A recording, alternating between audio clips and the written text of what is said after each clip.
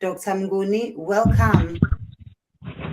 Aw, ngiyabingelela abalaleli bonke nabathandi bohlelo lwethu kumsombuluko wethu omkhulu wamaqiniso. Siyabingelela kakhulu ukuthi namhlanje siphinde sidibane, siphinde futhi sibe ndawonye ekuthenini sizokhuluma sizothelelana ulwazi ke lunjalo luyadinga ukuthi luthelelwane. Ulwazi luyindlela ebuzwa kwabaphambili, okungukuthi ke uma kuvela leli thuba suke sizodinga izinto mhlawumbe abanye abangaze bedibane nazo, mhlawumbe abanye abake badibana nazo zase zingahambi ngendlela okufunakala ihambe ngayo.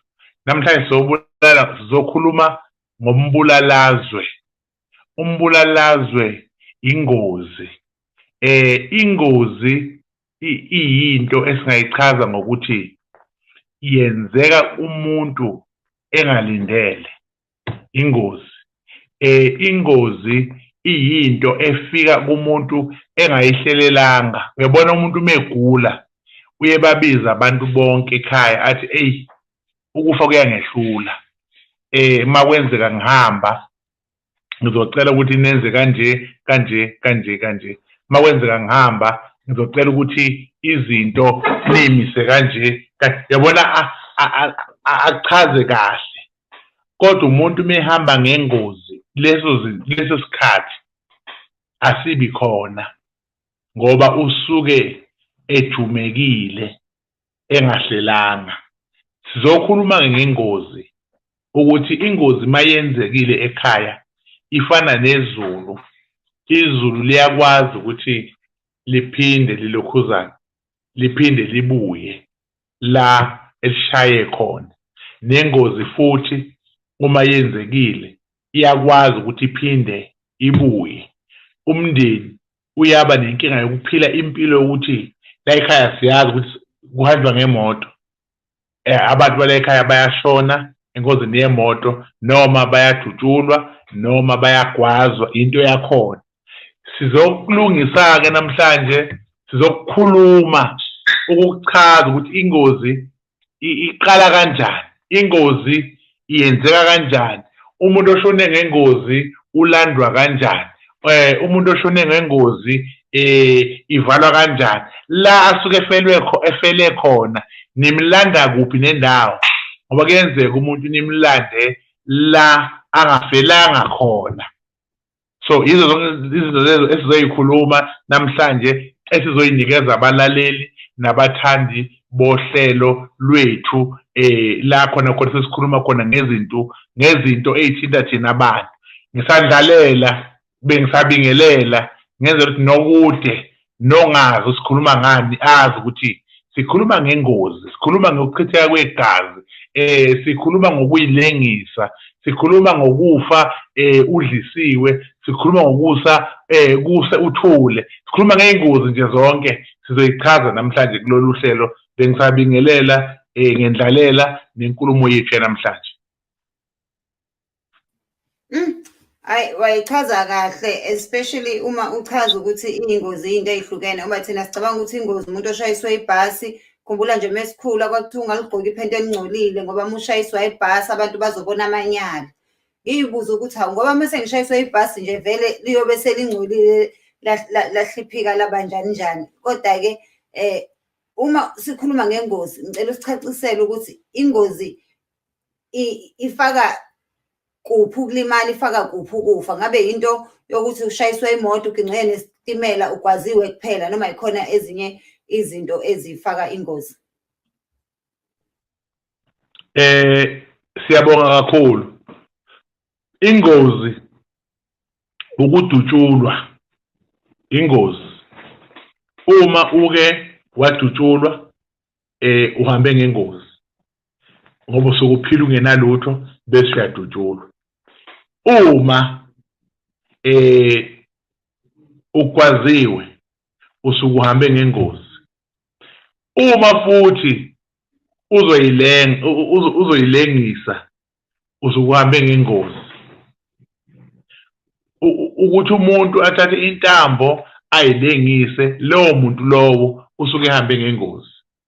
Umuntu odliswe uphoyizeni, lowo muntu lowo uhambe ngani ngengozi, ngoba ubephile ngenalutho, waye emcimbini wafika wadliswa ushevu washona. Lo muntu lowo-ke uhambe ngengozi. Umuntu ohlangane nabantu bamshayisa mungu bambulala, lo muntu lowo uhambe ngengozi.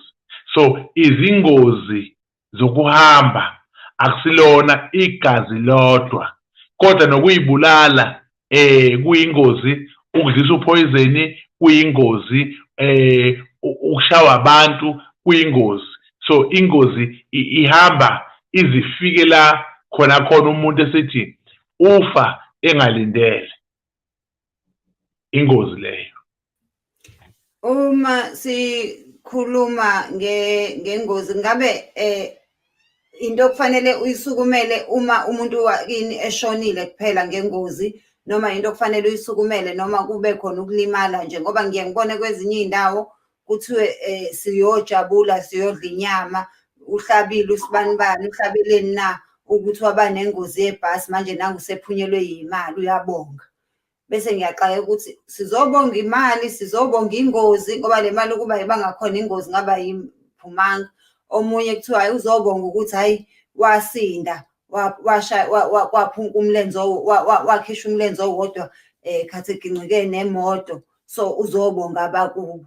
Ngicela usicacisele lapho ukuthi kuthiwe sekwenze njani uma ngabe sesibonga ukuthi silimalile, ngoba ngokwami kufanele ngabe wenza into yokubathethisa ukuthi nivumeleni ngingene engozini yini nje, bese nivale amehlo yini sengiyongena engozini, kunokuthi uye kobabonga. Ngicela usichazele ukuthi kwenzeka kanjani lapho. Lapho ngokwasendulo kwakukhona lento okuthiwa kushweleza, ngoba ingozi yayidalwa idlozi.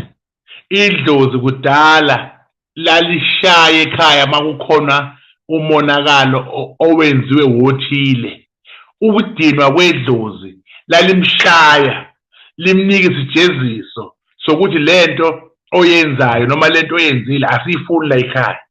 Kunezinto kudala ezayingenziwe ekhaya. Ekhaya kwakungabanga umsindo, ekhaya kwangamenyezwa, ekhaya kwangaliwa, ngoba amadlozi ayecasulwa yilokho. Bese yamshaya umuntu, memshaya umuntu alulame. Ngalokhathi elulama bese kwenziwa umcimbi wokushweleza emadlozini. Uyena uza nembuzi, usezoshweleza, uzocela uxolo ukuthi awu boba bamkhulu ngona lapha, ngiyaxolisa, ngoba leyanto yazi yaba isitayela sokuthi ingane mayidlala kuthiwa uzolimala njalo, bese kuthiwa amadlozi afuna inyama. Kwakuyinto eyayifika, kanti ayeshaya amadlozi umuntu umona, ngoba umuzi onamadlozi akwenziwe isinoma kanjani. Lento yokuthi kuthiwa siyabonga iqhamuke ngo-RAF, okuyena muntu noma okuyena nkampani eqale ukuthi umuntu ma elimala kuthiwa kune-third party. So kufunakala kwenziwe njani? Kufunakala nxeshezelwe ngokuthi kunesicubu sakhe esithile esingasekho, bese laba abantu bekhipha imali bekunika ukuthi-ke cha siyazwelana nawe. Iyona-ke lento yenza abantu bese benza uhlelo lokuthi siyobonga. Abasabongi bona ukuthi ukusinda, futhi abasashwelezi ukuthi ngize ngalimala nje yini. Sebejabulela ukuthi la ekhaya sekungene imali enkulu yokuthi indleba ayisekho noma unyawo alisekho noma umlenze awusekho. Leyo nto igcina isiba umkhokha wokuthi abantu baney'bindi, abasayenzi ingozi. Njengoba namhlanje sikhuluma ngengozi nje, cha bakhona bangayenzi ingozi, abavele behlangane ukuthi uzongishayisa ngemoto-ke ndoda, khona sizoklema. Bahlangane bashayisane njalo, alimale umuntu, abekeze lezo nyanga ey'mbili ukulimala kwakhe sebeyambhalisa njalo laba baka RAF sebezomnikeza imali sekuyabuswa yibo-ke laba ababongayo-ke kodwa abantu bangampela abayazi ingozi ababongi bayashweleza emsamo futhi imali yenyembezi nemali yokulimala ayijatshulelwa la ekhaya ngoba manje imali niyayibonga kofanele kuphinde kulimala omunye khona izophinda ibuye so ilapho indaba so njengoba sizoyilungisa namhlanje sizoyiveza ukuthi ukulimala akudalwanga amathongo ukulimala akudalwanga uNkulunkulu ukulimala kudalwe abantu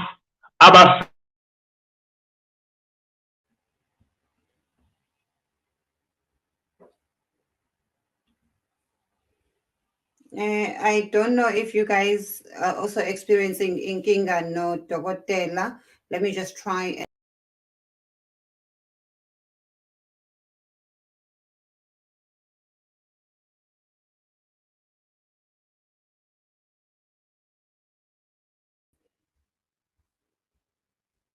Yeah, akakabuyi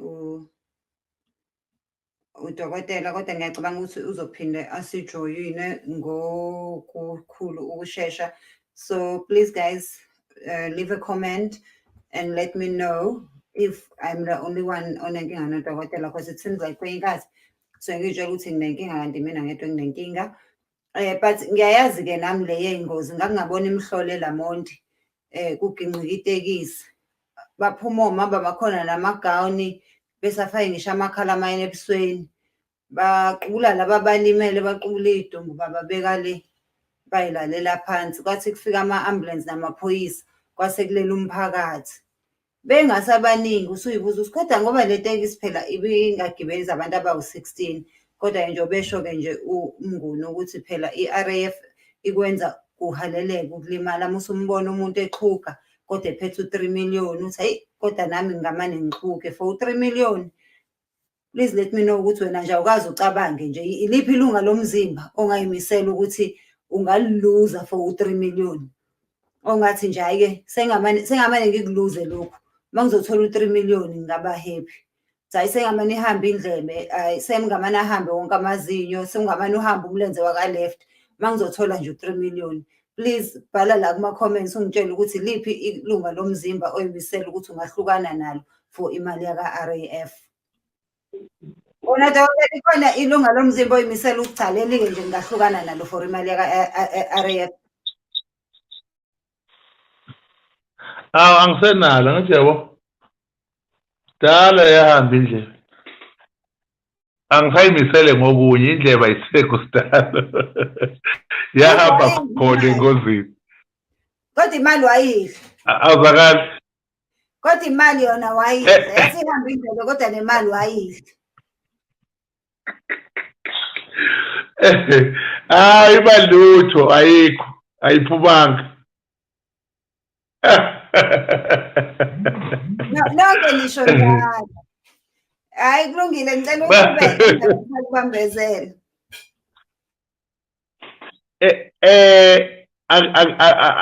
Asiphinde sihlabelele ihubo lethu lokuthi i-network abafowethu abasibhekile abangaphumi sikhona my network ihlupha bangaphumi sikhona simisele ngokuhlala nabo kakhulu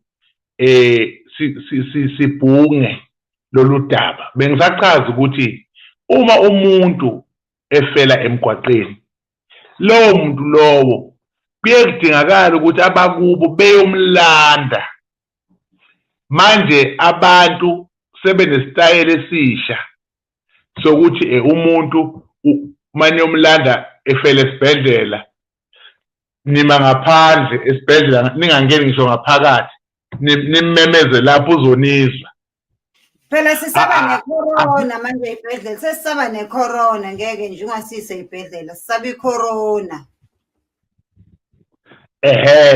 Angithi-ke manje uma niyolanda umuntu othulele esibhedlela ngoba lento esikhuluma ngayo namhlanje asazi ukuthi ingazwakala kanjani. Umuntu oshonile esibhedlela wangalanda wena muke wafika lapha ugula wangena embhedeni wakhe ngeke uzusinde ngoba uzovela athi lo muntu hayi nami ngihamba nawe bonke abala kulo mbhede wami mhlawumbe umuntu obenolaka unelunga lala embhedeni wakhe akithi manje usulala phezu kwakhe uyamcindezela nibange lokho manje ukuthi uyamcindezela agcine seqhinya noma ugcine lento yenze ngokwephupho nilwe ngokwephupho akunqobe lo muntu ngoba ulala phezu kwakhe unjani lo muntu akalandwanga yiyo yonke into leyo edumile ukuthi umuntu megula ningamuzi isibhedlela ngoba uzobuye esethule iqiniso lelo abantu abasaye ezibhedlela ngokusaba ukuthi uzofika lapha agule kakhulu ilaba abantu abangalandwa ngiyaxolisa ngoba kuzoba sengathi ngiyayixuba kodwa ke ngizobuyela engozini bengisachaza ukuthi umuntu meke washona kuye kungenwe phakathi esibhedlela ewodini lakhe kucelwe umbhede obelala kuwo kuthiwa yilo akukhathala noma khona into sefakiwe enikhona bese ethatha ngehlahla lapho athulela khona embhedeni asiwe kuphi emakhazeni kahulumeni lapha elele khona athathwe lapho asuswe lapho kiwe lapha emakhazeni lawa ayimele lawa agcinela kuwo aphinde athathwe khona bese suka lapho esesiwa kuphi-ke manje ekhaya uyabona manje lo muntu lo uthathwe ngani ngokwindlela okuyiyona kusiza abantu abazongena esibhedlela bangenankinga abangena esibhedlela begula ukuthi bengabi nenkinga iy'nkinga ziwu-2 inkinga yokucindezeleka umuntu ashone kungafunanga ngabe yashona ulwa nalo moya walo muntu inkinga yasebusuku kusiza ukuthi mabelala ebusuku bayajovwa ngama-drip azobalalisa kodwa bayawuza umoya oshoyo ukuthi la sinemphefumulo la engalandiwe okuyinto leyo ebungozini esikhuluma ngabo nayo-ke le iwubungozi iyodwa ngoba umuntu mekashona nje mthatheni ngehlahla nimuse kubo emva kwalokho nikhulula abantu bakuleyo ndawo unumber 1 bengikuwo ingozi ifika imoto ishayise nomuntu avela thula umuntu langa lokho ishayise bese iphaphalaza imoto iziyofika le ezantsi uma senizomlanda nina anisezi la athulele khona seniza nina la imoto efike yama khona kanti yena uthulele la uye lapha neseyisidumbu nifike neniye lapha nimthathe khona nihambe naye ekhaya la uzovuka la umoya wakho uzophila la ngalesikhathi wena uqhamuka ngemoto uvela ubona umuntu ewela la emgwaqeni uthi uyamvika lo muntu uyammela uyiphaphalaza imoto ushone sebeba u2 laba bantu asebela uzophinda futhi omunye aqhamuke ngemoto naba abantu bayavuka bayalandelana ngathi bayahubhana athi abavika ashayise kokunye angashayisi yena angene kwenye imoto ngoba ziyaphambana naba nabantu avela phaphalazela kuleya moto useyalimala njalo kunomgwaqo kunamarobot okuthiwa emarobotini athile iy'moto zakhona ziyashayisana siyakwazi lokho sonke yini abantu abangalandwa okufuna ukuthi umuntu meshonile senizomlanda bukani ukuthi imoto iqale kuphi ukuphaphalaza ngoba omunye uzoshawa imoto andiza yowela le uthule lapha useyisidumbu nje sesifala kahle lapha sefuna la manimlanda nina niqale la kwenzeke khona yikho abelungu bayayazi lento baqala ukumaka la okuqale khona inkinga basuke benzela nani manifika ukuthi niqale lapho ukwenzeka inkinga unumber 2 wethu osihluphayo asifuni ukulanda umuntu ngalokho akuthanda kwenzeka isidumbu sifuna ukumlanda ngeli ilanga esewanqotshwa kusukungcwatshwa omunye simlande kudala kade ashona manje emakhandeleni kuthiwa kunomuntu ongalandiwe owafela engozini ethile kuthiwa wakalandwanga kwasekuphuthuma sekuyimani yomlanda kade wenzile umonakalo kade abantu ebabulele ngoba akalandiwe umuntu uyaphila umuntu uphila kabili umuntu uphila ngokwenyama njengoba niyibona ezophila ngokamoya umuntu ophila ngokamoya akafi kodwa umuntu ofayo umuntu ophila ngokwenyama, okuchaza ukuthi amandla akumuntu kamoya, awekho amandla kumuntu wenyama. Umuntu wenyama meke waphuma kamoya, owenyama uye emhlabathini sekuphelile ngaye, lona usezophila unomphela, usenamandla amakhulu. Uyokadinwe nje ukuthi ekhaya bangilandi ngani, into eqhamukayo nje ayilahle phansi, into eqhamukayo nje ayilahle phansi. Lento yengozi yenzeka ngokuthi uhamba kahle ukuthi ziba babuthongo, uze ubuthongo nje kanti uze ubuthongo nje usuluza icontrol siyongena kwenye imoto. Lobu buthongo budalwa yilo muntu osengene lapha kuwo, akuphazamisa. Leyo nto leyo ihambiselana futhi nokuba lula kwakho, lento lena ihambiselana futhi nokomuntu wakini owashona ngengozi nangamgcinela amasiko akhe okuhamba kwakhe, kwakuthi uhambile navala ingozi kwaphela kanjalo. Uma esephila kini useza nalobu bungozi, indawo edinga ukuthi kulimala umuntu kumele kulimale wena, ngoba idlozi lakho lifakazelana nale ngozi eyenzeke la. So wena uqobo wembethwe ingozi, makumele kube khona umuntu ozofa ngengozi kuvele kube wuwe, kuthiwa basinde bonke abantu kushona usibani noma basinde bonke abantu kushona oyedwa, etekisini bebe 15 kushona oyedwa kwalimala abangaka. Wena ungene kuphi kwabashonile ngoba leti umkhokha wasemumva. Lento siyichaza ngokuthi abantu abashona ezingozini basuke bengayihlelelanga bona, kusuke kuyingozi efe ngaplananga. Nina eniphilayo ninelungelo lokuvuka niyithathe, lokuvuka nisukume, lokuvuka nihambe niyofuna indlela yokuthi leya ngozi ivaleka kanjani, loya mkhokha siwuvala kanjani.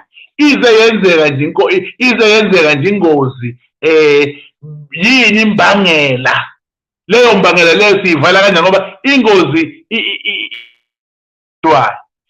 mike yaqala nje lapha ihambe nomphelo mingavala. Ilokho esizokubhekisisana namhlanje ukuthi ingozi eyenzekile umuntu namlanda, uma senimlandile nayivala yini ingozi, ngoba iyadinga ingozi ukuthi ivalwe. Kuye kufunakala ukuthi umuntu mayeseshone kanjalo namlanda ngokwezigaba zokuthi ushonele kuphi, nazomngenisa ekhaya, bese niyafika umiswa ngaphandle kwesango, umiswa ngaphandle kwegate la kungenwa khona wonke umuntu, kwenziwe itende khona, bese leli tende elokumhlamba ahlanjululwe agezwe ngesilwane imbuzi, bese kukhishwa inyongo lapho. Le nyongo iyona ezovala lamanxeba ukuthi ke cha ke siyawavala ke amanxeba, siyawuvala ke lo mkhokha akaphelele. Lo mntwana uhamba nje ngengozi, uhamba nje akasena sandla, uhamba nje akasena khanda. Sicela ukuthi abuyele esimeni sokuba uye, abuyele esimeni enamletha nina boba wamkhulu eyisona ngale mpahla. Siyacela futhi abe yidlozi elihle la ekhaya, ambathe ubuntu hayi ukulimala. Uzobeke esekwazi lo mntwana ukungeniswa ekhaya, kukhonzwe naye umbono umndeni ngokuphelele. Abanye abantu baye bethi ingozi nje ekhaya ingeni, umuntu olimele ngengozi ekhaya kangeni. Yonke into yalowo muntu lo iyenzelwe ngaphandle kwekhaya, ngoba bethi lokhu siyakweshwama la ekhaya futhi asikufuni, akube ngaphandle yonke into, itende libe ngaphandle, yonke into ibe ngaphandle, aphumele ngaphandle, angangeni la ekhaya. Kodwa kushaya isikhathi esithile sokuhlanjululwa kwakhe, engeniswe ngani ngehlahla esehlanjululiwe. izinto lezo ezenziwayo.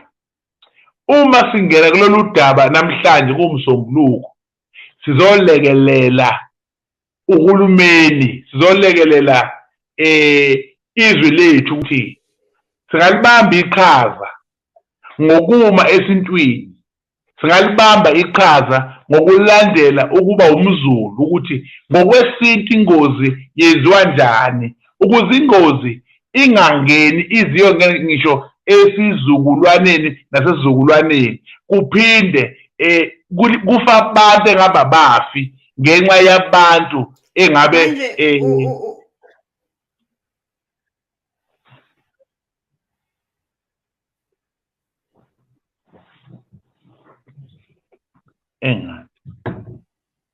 angazi noma bekhuluma yini usisi, simnikeze ithuba.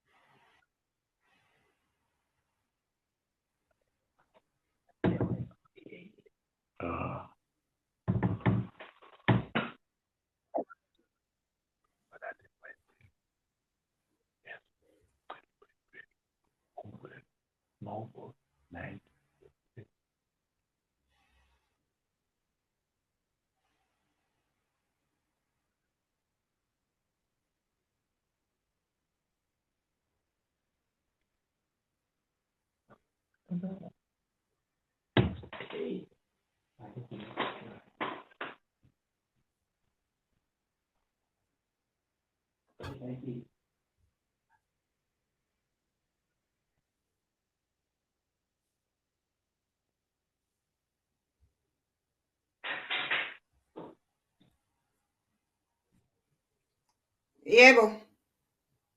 Yebo. Yebo dokotela. Asazi noma kune-delay nyana ekhona. Ngiyakuzwa.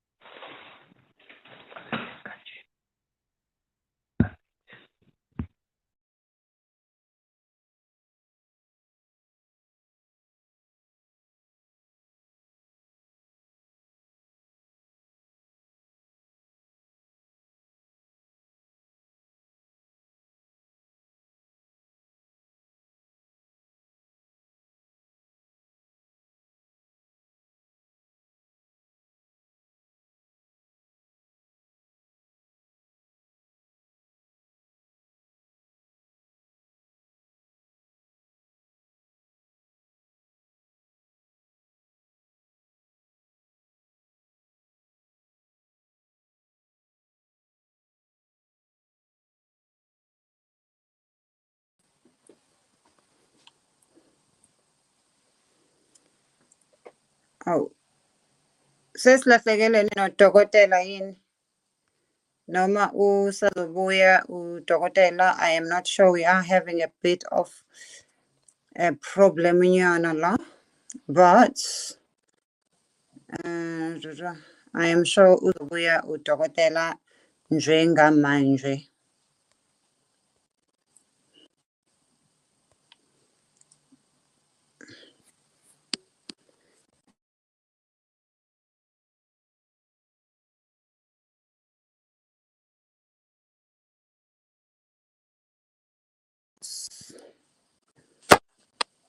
Oh, Nangengena, sorry about that.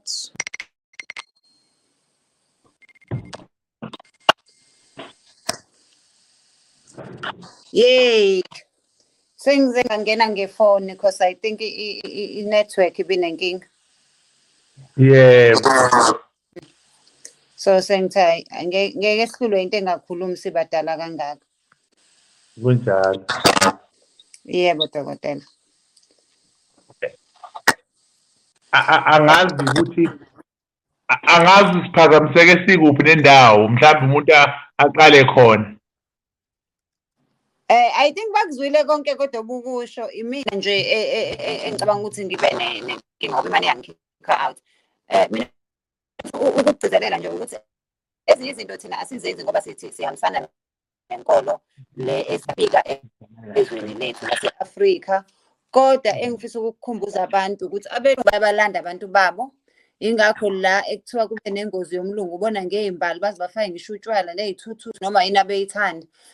Uma ngabe kuthiwa bona banalo usiko lwabo lwey'mbali nokumlanda umuntu, and abelungu abanemali abakuthandi ukufela esibhedlela, bafela emakwabo because they don't want ispirit sabo to wander around. Abelungu ispirit ndlela yokuthi bancamela ukuthi bamshise umuntu uma ngabe seshonile ukuze umlotha ubuye uze ekhaya.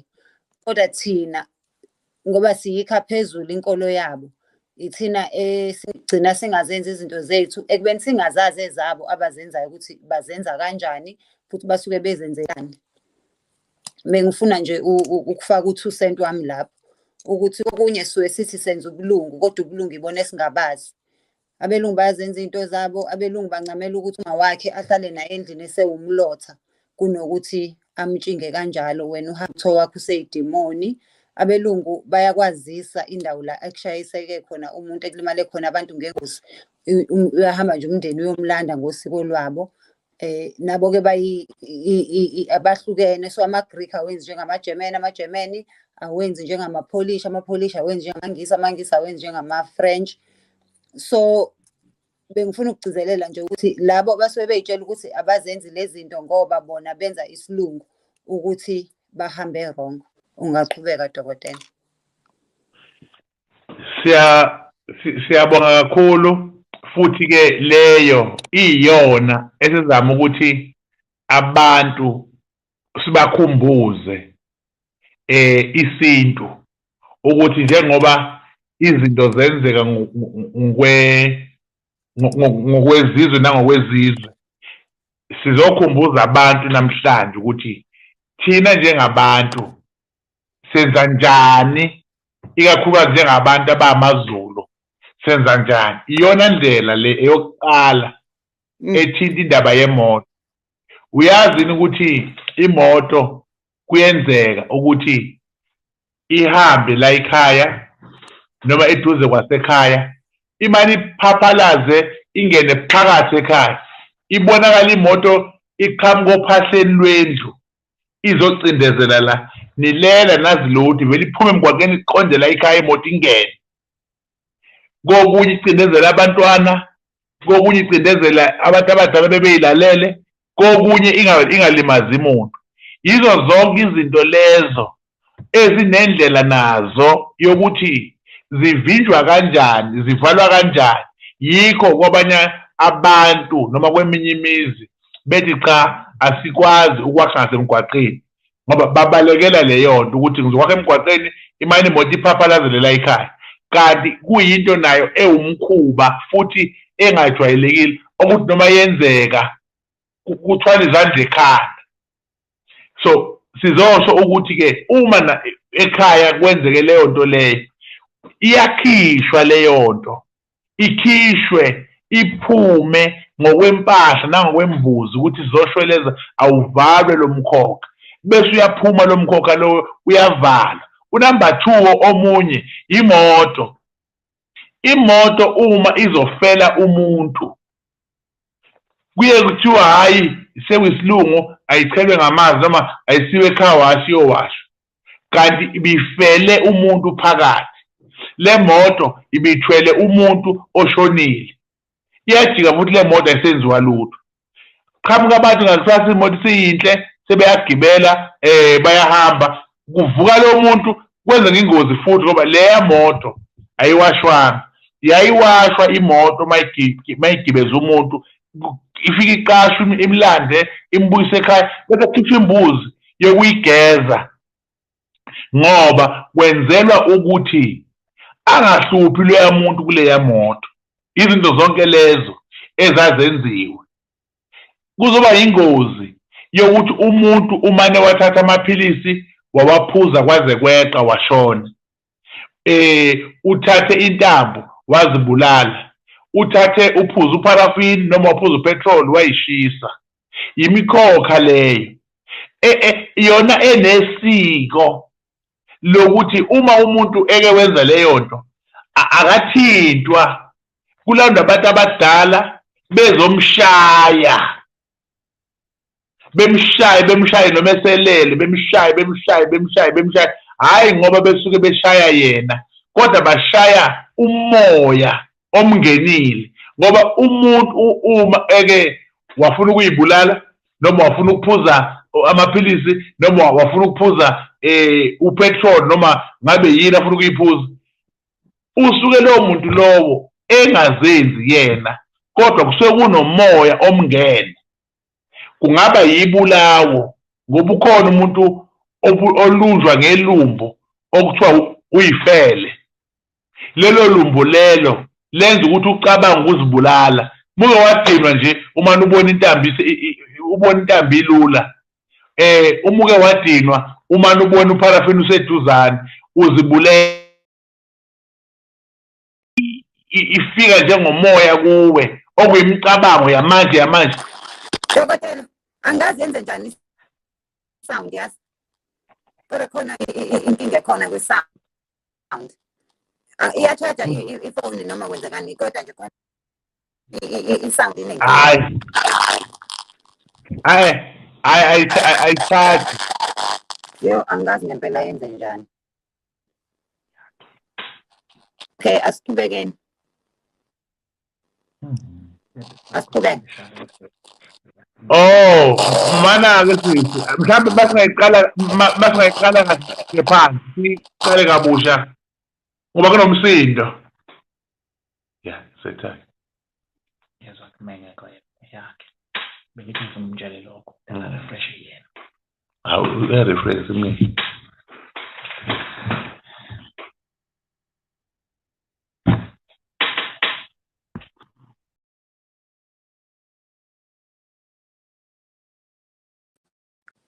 Yebo, dokotela. Hawu, yaze yasiphoqa lelokhuzane.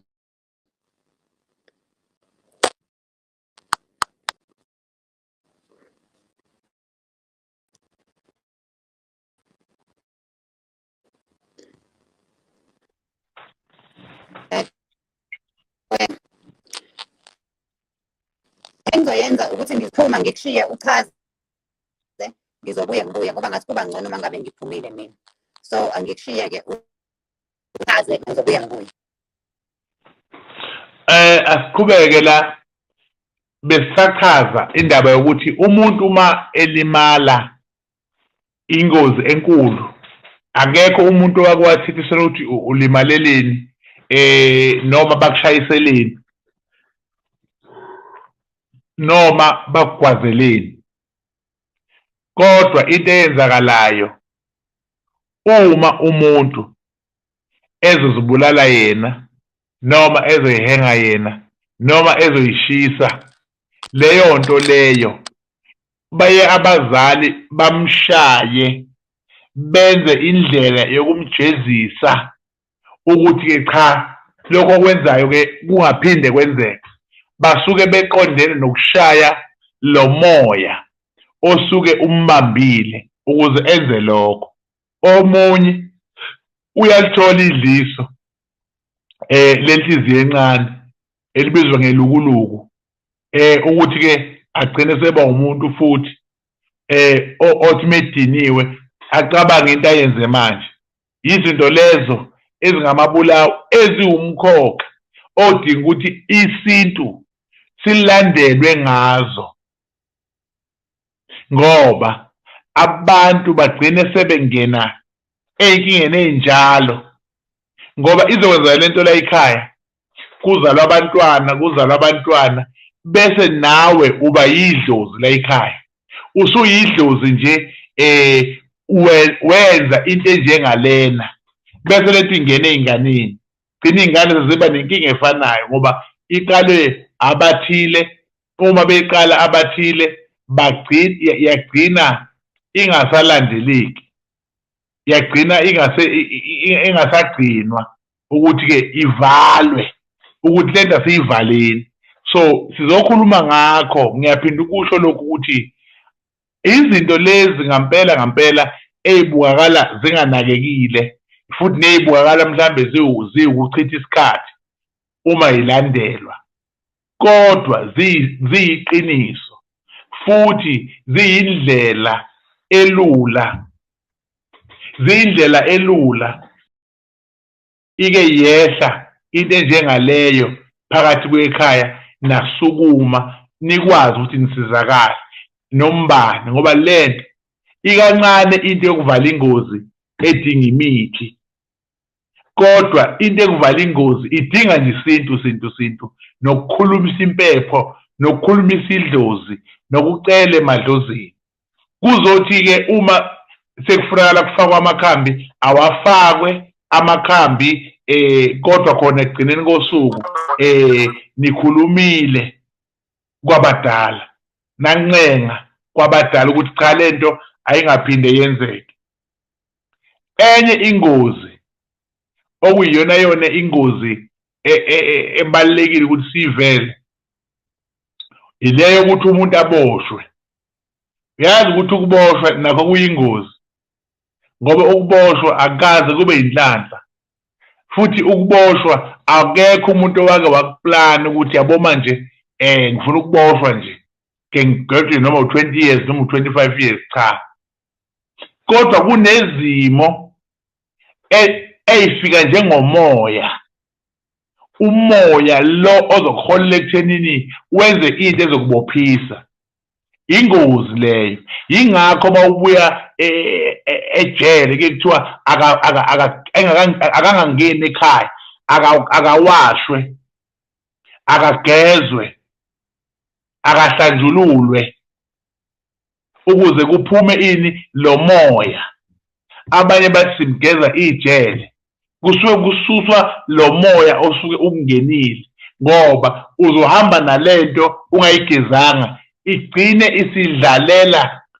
isidlalela kuwe iphinde lento futhi ize iyongena kubantwana basekhaya abangazilutho ngoba leyanto injani ayivalwanga. Izinto lezi ezidinga ukuthi zivalwe futhi uma zenziwe ngampela ukuthi siyenzisisa la siyavala ukuthi cha angaphinde kwenze ngoba akumnandi ukuthi umuntu ashayiswe imoto angasindi akumnandi ukuthi umuntu abulawe ngokugwazwa noma ngokulimala noma ngokudutshulwa kube ukuthi sekuphela kanjalo. Yizo zonke izinto lezo esizozama ukuthi-ke sichazele abantu ukuthi kuyavalwa odutshuliwe kuyavalwa ogwaziwe kuyavalwa amanxeba olimale engozini yemoto kuyavalwa amanxeba. Izinto zonke lezo ezivalwayo esingazi ukuthi-ke uma ekhaya kini kungenziwanga nina enikhona yimiphi imizamo eniyenzayo ngoba mhlawumbe ningayenza imizamo ukuthi nibuyele emuva nilungise nikwazi ukuvikela abantwana ukuvikela isizwe salelo khaya lelo esizayo ukuthi singayitholi sesikuleyo nkinga leyo. Kungakho-ke sizothi abantu ake beyisike la bebona ukuthi bayidla ngaphi le ndaba yethu yanamhlanje ngoba baningi abantu abanye abantu baneyingozi abahamba nazo. Kuqala kwakuthi makade kushawana emcimbini othile noma kushawana emidlalweni othile bese kuthiwa abantu abahambe boshashaza nobani omshayile ashashaze ngenyongo nobani omshayile ashashaze ngenyongo kuvala ukuthiwa hayi ayiphele amadoda yaphela ngoba kusuke kwenzela ukuthi leyo nto ingabi umkhokha okuhlala njalo bese wenzeka. Yizo-ke izinto lezo esizoyichaza la uma umuntu eshone emgwaqeni ngenxa yokuthi ubeshayela edakiwe kufanele uvalwe lo mkhokha. Ukuphuza umuntu akaphuzeli ukuthi ufuna ukufa umuntu mephuza usuke ephuzela ukuthi uyajabula bese imizwa yakhe igcina isingasalawuleki egcine esedakwa imizwa yakhe. Lowo muntu lowo uma esengena engozini asikwazi ukuthi sizothi ayingavalwa ingozi ngoba bedakiwe, cha, asikwazi kanjalo. Ingozi nje iyavalwa ukuthi bephuzile noma bengaphuzile, kodwa khona ingozi iyavalwa. Izinto zonke lezo esithandayo ukuthi siyiveze nesithandayo ukuthi siyikhulumise abantu bazi.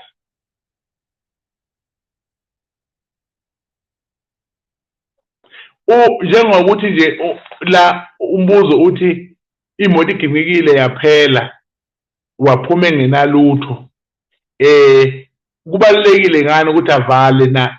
Angithi phela ma engavali, ma kuphinda kwenze ngeke saphume engenamyoyo. Mina ngithi kuwe hamba uyobheka ukuthi ibangwa yini le ngozi.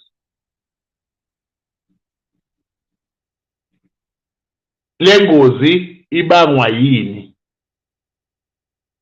Bese kuyima uyaqala-ke uyavala-ke, kodwa usuzwile.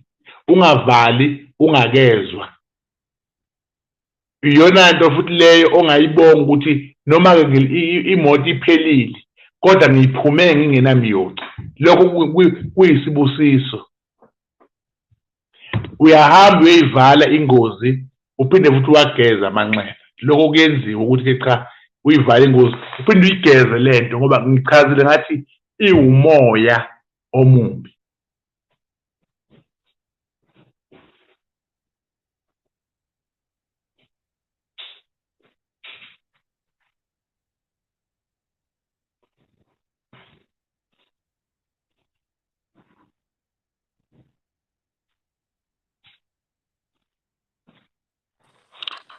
Lana kusisi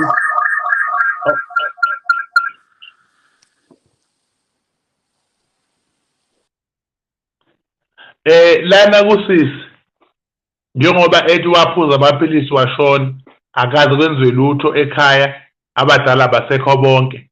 Ngikholwa ukuthi ke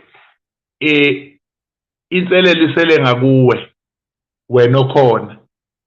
Ukuya nje emsamo uyokhuluma empepheni. Ungakhuluma ngento kokunye kubalulekile ukuthi uma uye emsamo ngesimo esiphuthumayo njengalesi, mhlambe ube nalo uhlelo lokuthi wenze ngisho ibani, impepho yakho ibe nezibani ozoyilokhuzana, ozozishisa, bese uyakhuluma ucele kubantu abadala ukuthi ke wenze ngomkhokho njengalo, ngizowushweleza ngizowuvala ukuthi ungaphinde wenze, ngoba kwakufunakala lo ashawela ukuthi kuxoshwa lo mkhokha awenzile ungaphinde wenzeke phakathi kwekhaya.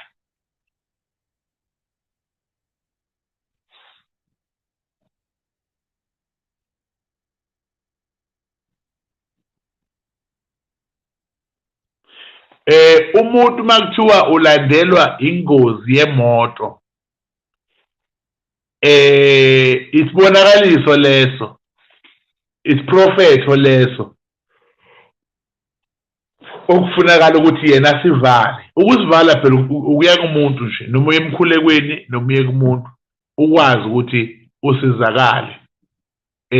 Ucele nje ukuthi ke uyacela ukuthi ke bakugezise ngemithi noma ukhuleke uzokwazi ukusizakala lapho.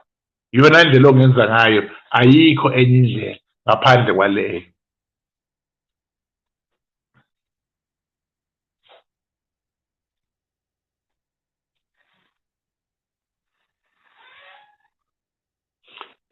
Uma ninabafowenu abalimalele ey'ngozini, anizazi iy'ndawo abalimalela kuzo, cha, lapho-ke kubalulekile ukuthi ngampela nithole umuntu wesintu ozonenzela imithi noma umuthi ukhona umuthi obizwa ngegobongo lengozi, igobongo lengozi, la khona kulandwa khona umuntu osuke afela emgwaqeni. Ake nje kukhona abantu abashonela empini singakabi khona, bashonela empini singakabi khona ngesikhathi sempi yasesandlwana.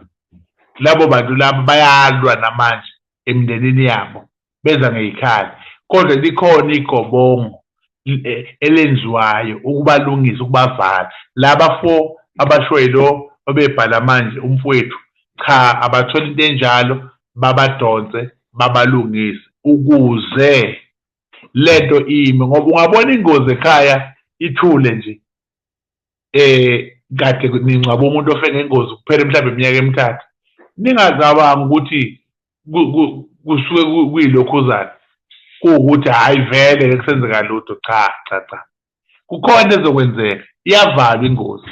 Abanye bathi hayi uNkulunkulu, hhayi ngoba kuyingozi uNkulunkulu ombizile ubizo. Cha bo, akusilona ubizo. Ingozi nje ayisilo ubizo, ingozi.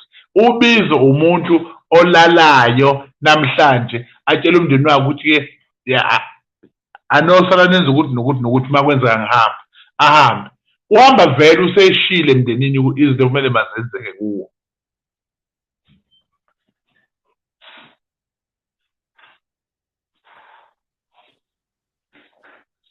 Hayi, siyezwa kahle dokotela.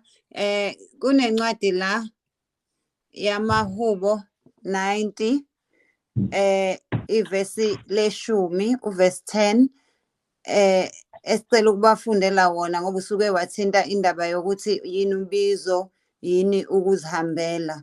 Abazalwane-ke abakholwayo, hhayi laba abasuke beyovezela umfundisi cleavage esontweni, kungenzeka ukuthi bayalazi leli Bhayibheli. Leli ivesi laseBhayibhelini, ngicela nivule amabhayibheli sivule laphayana-ke amaHubo 90 verse 10 kufundeka kanjena bazalwane: izinsuku zeminyaka yethu zineminyaka engama-70, kuthi uma ziyiningi zineminyaka engama-80, nokho ukuvama kwazo kungukuhlupheka nelize, ngokuba zidlula masinyane, thina siyandiza simuke. Shuthi ngamanye amazwi ngokweBhayibheli umuntu oshone under 60 kusuke kuyingozi. Uma ushone usu-over 60 usuko-80 usuke usunezeleliwe, shuthi usuke ilabo ekuthiwa baphumule ngokweBhayibheli. Angazi-ke ngokwakho nodokotela wakho. Shuthi anyone oshona under 60 ngempela kusuke kuyingozi, kusuke kungakhona ukuthi hhayi uphumule, ngoba kuye kuthiwa omunye uphumule ngoba bebona iy'nhlungu abekuzona. Kodwa I don't think that's a fair thing to say to umuntu, ngoba awazi mhlawumbe besazobhouncer back abuye umuntu wabantu. So umuntu-ke othi dokotela, mina ngingaba nengozi kodwa ngayitshela ukuthi nje hhayi kwakuyibhadi lami nje ngaleso sikhathi, ngaphinde ngaqhubeka, noma kwakuwukuthi nje vele ngangingakakwazi ukudrayiva kahle, noma vele nje hhayi ukuthi saze sakwazana naleya ntombazane ngoba yayifuna ukuthatha isoka lami. Ungathi ivalwa kanjani ingozi kanjani? Kufanele enze njani umuntu oseke waba sengozini kodwa kwakuthi ayimlimazi kakhulu futhi ayimbulali? Kahle angiqale lapha nje ekubongeni ubufakazi bokuthi iy'nsuku zomuntu zingakanani.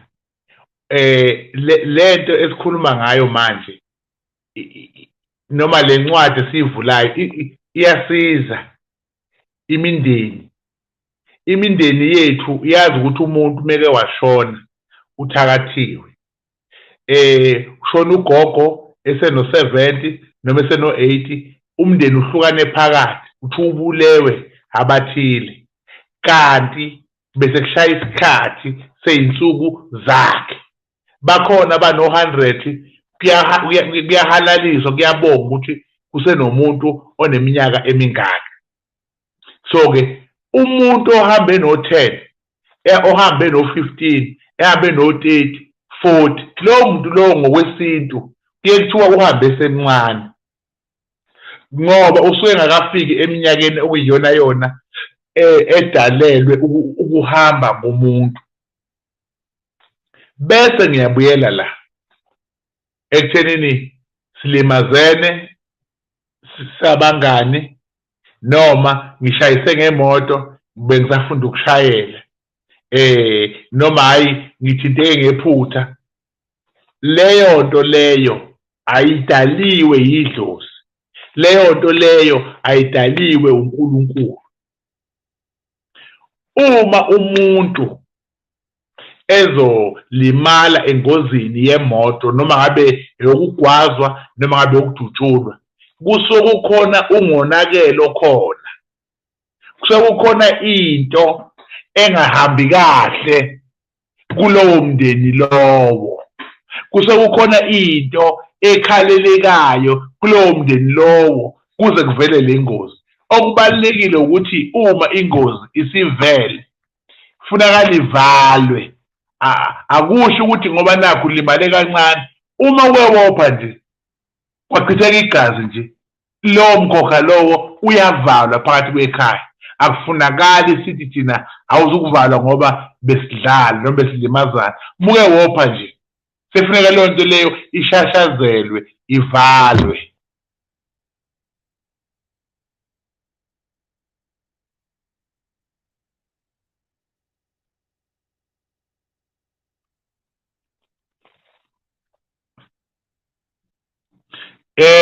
Ngiyawubona umbuzo la. Cha, angithi-ke abathandazi nenyanga nezangoma kwakubekelwe yona lento yokuthi uma umuntu ezothi ngiyafuna ukulandela isintu kodwa manje ekhaya sigcinwa, so uyakwazi wena ukuyiphumela uhambe uyifunela uncedo ukuze uphile. Njengoba ebala impophoma ngamsiza, ulwandle ngamsiza, umfula ungamsiza. So-ke iyo yonke le nto leyo ngokukhulu ukuyithoba.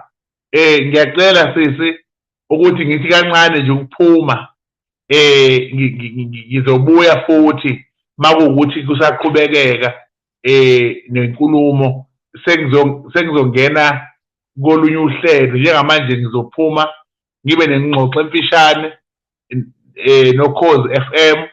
Emva kwalokho futhi ngizobe sengilungele ukuthi singaqhubeka nokuxoxa noma ngokuphazamiseka. Namhlanje usisi uvakashelwe idimoni elithile, mhlambe siyama sobe siqhubeke ngolunye usuku noma kwenzakalani sozwa ngaye, kodwa bengicela nje ukuthi le mizuzu emihlanu nginyamalale ngibe sokhozini bese futhi ngiyabuya uma ukuthi siyaqhubeka.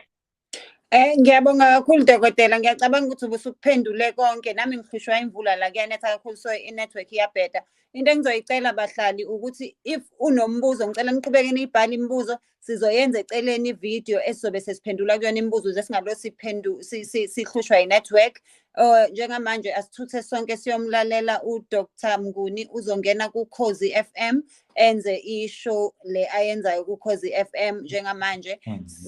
If unombuzo please ubhale umbuzo, ngizothi ukuyishiya nje kancane ivideo ukuze imibuzo yande, then ngoLesihlanu ngizobe seniyithola ivideo esiphendula yonke imibuzo. So ngicela obukayo afake umbuzo wakhe anawo mayelana ngokulimala kwengozi, ukushona kwengozi, ngabe uwena wabasengozini noma umuntu wasekhaya.